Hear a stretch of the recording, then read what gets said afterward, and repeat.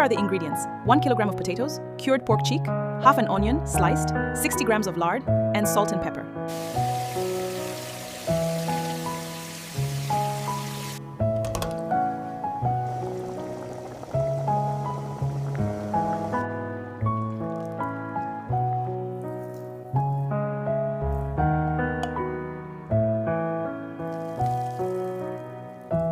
First, we place the guanciale. Cut it into thick strips. Notice the rich layers. Now dice into small cubes. Place a saucepan over medium heat.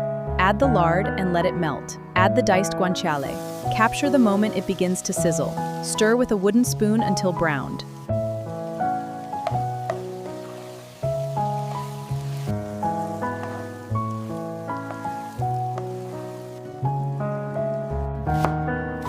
Slice the onion extremely thinly.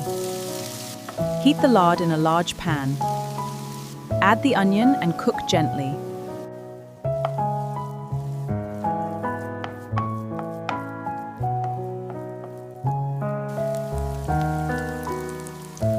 Allow the potato cake to cook undisturbed. Notice the edges becoming crisp while the center remains tender. This builds that beautiful, deeply golden crust.